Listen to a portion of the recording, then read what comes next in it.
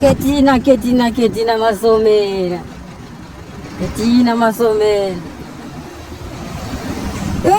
Iwe Ketina tunoda kuti udzikame chazvazvo. Kana wakura unombofana mbokota mozvinowidze kuzasi kumusoro nemuhapwa. Kana waita problem upinda mubathroom ugeza. Kana wabva ipapo utombotendera wotsvaga zvekuita iko kwauri. I think wakati kune mabasa, wakati une mari, wakati une mota dzako, wakati une chinhu utadza kuti kana usina zvekuita umbopinda mota yako umboiwacha umboisuka ndoko nochijima uipenda zvako kujimu unojima utarire uchisumudza simba uchitanyura makumbo uchidhashara kusimbisa matinja ako iwayo. Zvaunoda kuita ndezvekuti kana takakuda kubvunza kuti pamusoro pefamily nyati family zvaayi you are not even a relative, hausi family, hausi chinhu. Unozakana wakabatwa nedhimoni mulife unongogara uchingonzwa kuda kungotuka vanhu kana une madhimoni kana une mweya weusatanist unogara uchingonzwa kuda kungotuka vanhu kungonzwa kungoda kungotuka so unozwa kuda kungonuhwa pese unozwa kana uri chidembo unozwa kuda kungonuhwa pese ndaiti unofunga kuti maloti ari wrong mazuva aingotuka newe ndaiti unofunga kuti ari wrong unozwa kuda kungonuhwa pese unozwa kuda kungonuhwa unoza sometimes imbotsvaga kwekunuhwira shamwari mboita kwekunuhwira unoza sometimes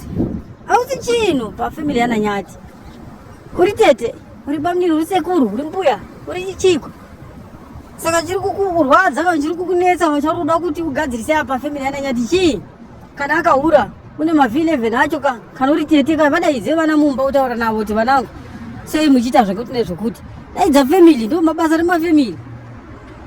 kose ungopinda kungoti utsvage kungotaurwa nevanhu kana kuti ungodini kuti vananyata vatombofaka kupindura sekupindwa kwamunoita nana maloti kuita traffic yekutukana panenge pasocial media zvauri kutsvaga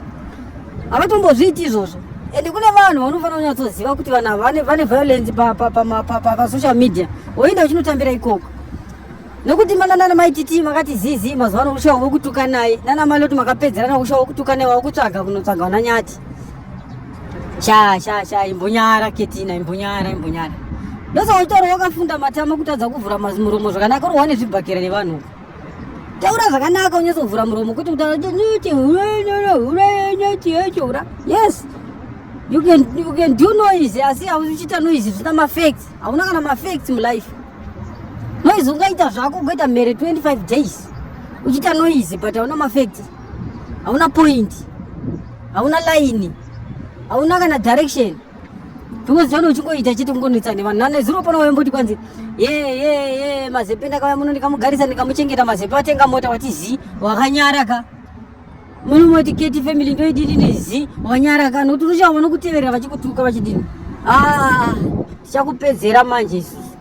sotokupfuura nerekeni wakomana wakangwara sokupfuura nerekeni kupfuura magaro iwayo akasvava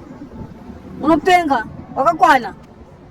umba uye usina kugeza wandie pano pakamera uye usina kugeza tikuona kuti wakanyatsoita semunhu rudzi because kana waisa mamakeup unotirovarova nemusoro chituzamari wachemberwa ngonyana wadii chembere dzako dzimwe dzagara kumunyauko dziri kupfusha mifushwa minyemba nemibora iwe unongotendera pasocial media uchituka nevanhu dzikamamaniwe uchatitsamwisa mani saizi yako yakutoziva kunochera mushonga wenhingirikiri mushonga wokuzasi wokugarira chembere dzichipa vanhu mushonga wekugarira wakadzi chembere dzichipa mushonga wentolwani kumusha ndodzari vabasa rako wete kuzora uchituka nevana vaduku vananyati vana vaduku chaizvo vati wauda kupinda kudii mavhi 11 acho unawo ndiani akakupa kana uye nemavhi 11 ewanyati uye nemunhu akakupa tiuneti kwete ngouya nemavhi 11 asina proof yemunhu akakupa muye mese naye akakupa tigona kuti iye pakanga achitora mavhi 11 akanga achitsvagei muye mese sada kungotikanganisa panapa noti bhowa mani kutseki ngwarire kumba kwako.